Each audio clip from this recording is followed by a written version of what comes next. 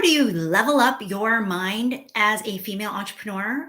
So, whether you're thinking about getting to the next level or breaking through a limiting belief or an upper limit in terms of where you are, whether you're shifting and you're pivoting or you are just continuing to do the amazing things that you're doing, as female entrepreneurs who are ambitious and driven and motivated to keep moving closer to what's most important for you in your business, this thing is probably the most important part of the puzzle. Now, in my business, I typically am talking to most of my clients about sales, business structures, systems, that kind of stuff, right?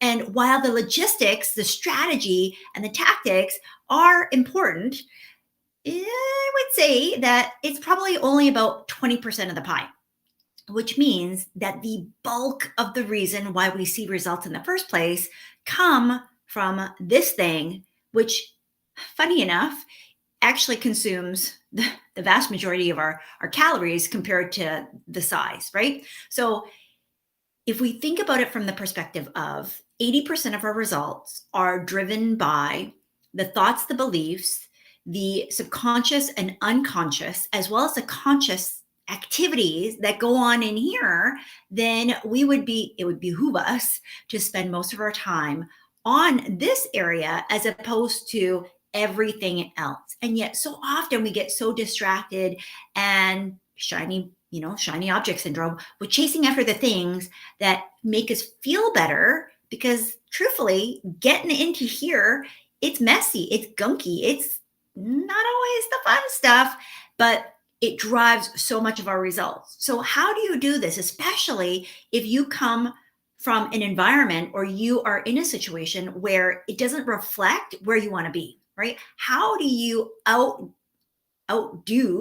and outbe where you've come from? This was my conundrum because my parents were immigrants to Canada. And although they were entrepreneurs, they had a brick and mortar. So doing all of this stuff on the internet, being yourself and making money, doing what you know, like all of this was very, very foreign, even in the context of being an entrepreneur. So how do you level up? How do you get past all of these things? Well, if you're brand new to me, my name is Susan McVeigh. I'm a business sales strategist, and I help entrepreneurs just like you sell with more ease without the sleaze so that you can make more income, more impact, and live your life of freedom and flexibility. And today, your mind is super important. So we're going to cover 3 specific strategies that are going to help you. So number 1, I want you to be in the right environment. So just like what we alluded to, how do you break free? Well, birds of a feather flock together. And if you're a parent, because I'm a mama of 2, I remember growing up that my mom used to say that it was so important, the kinds of friends that we had. She really wanted to drill into me how important it was, the types of people that we were around. And I didn't quite get it. You kind of just brush off your parents a little bit when they say these things, because there's just so much that you're being taught and really, right? So at the end of the day, I didn't appreciate that advice. But now as an adult, I can look back and go, Mom, you were right. Because the reason why she was so focused on what kind of friends that we had was because they are the people that we spent the most time with outside of our family. And truthfully, because we were at school most of the day, then we were doing activities the rest of the day, most of our time was spent with those friends. So who were they? So this begs the question for you. Where are you spending most of your time? Like, who are you spending that time with? Jim Rohn says we are the average of the 5 closest people to us. So if we're trying to up level and we're trying to break free and we're trying to achieve something different, and the surroundings of our environment reflect the same old, it's going to be a lot harder, 100%, because you're not going to believe it. You're not going to be able to see it. You're not going to be able to understand it. You're not going to think and become like somebody who has the things that you desire.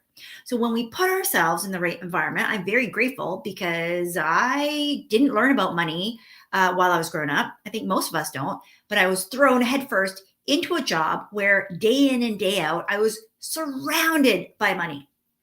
pretty hard to ignore. And it's pretty hard to not be in the right frame of mind, to not level up automatically when all I see is people who have very little and how they behave. But then I see people who are multi-millionaires, billionaires, and even beyond that are living extremely successful lives and how they make decisions and how they treat their money, right? So being in that environment automatically shifted my experience and my relationship with money as well. So that's number one. Number two is to get help, right? To get help, to get mentors, coaches, support, to look at the people that you are getting advice from. Now, this does not mean that you have to go out and invest thousands of dollars, although you could, right? And I very much believe that investing in yourself is the best ROI that you could ever get back as long as you're willing to do the work. But there's tons of different ways that you can get help and support at whatever investment level applies for you. I mean, look at YouTube. There's tons and tons of advice that you could go and just binge watch, and those people could be indirect mentors to you. But I want to encourage you to look for people that are living the life that you desire, right? How do you level up? Well, you find people who are in a different level than you, who are living a life that you desire, that are demonstrating the capabilities, that are demonstrating the fruits of their harvest, so to speak, that have the types of family, the types of business, the type of lifestyle that you endeavor to have. Okay, that's number two, because why take advice from somebody who hasn't done it and who doesn't have the kind of life? Because if they have lots of money, but their home life is totally crap or their health is deteriorating as a result, and that's not what you desire, then pick somebody else. Okay.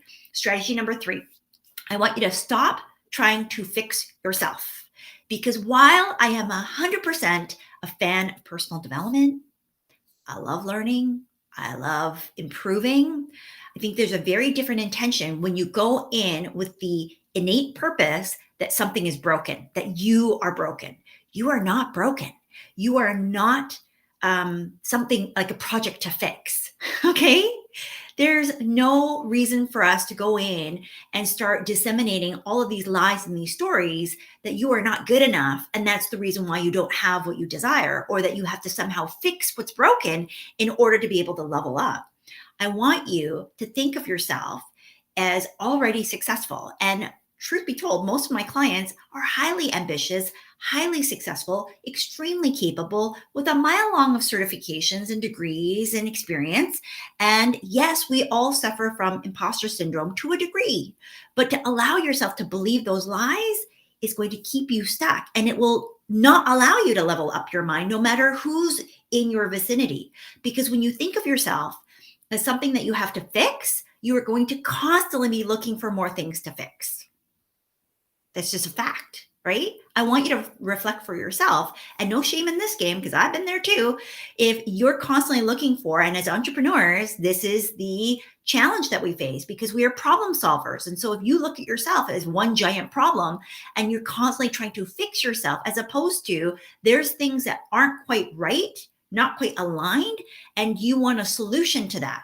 That's a very different approach, right? That's a very proactive, like forward thinking, futuristic, planned approach of here's where I am, here's where I want to be, and here's the gap, and here's where I'm moving towards. Who can help me fix this in terms of who can help me shorten the gap?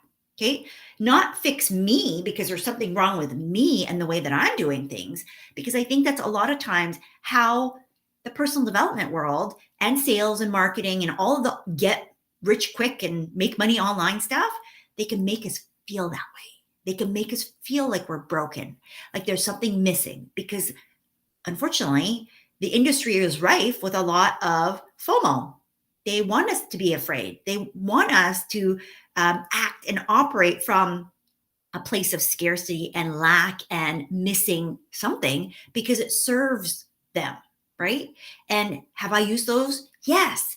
Do I continue to use those? I try my hardest not to, because it's not in integrity with me, right? And so I share all this because I want you to know that these 3 strategies will absolutely help you to level up your mind, to get you to the next level, as long as you're willing to do the work, because mindset is Yes, a big chunk, 80%, but you need to attach action. You need to do something as a result of you now up leveling your mind. And now you've upgraded your environment, your circumstances, your thoughts, your being, what you're willing to accept. So your boundaries and all of that comes with it.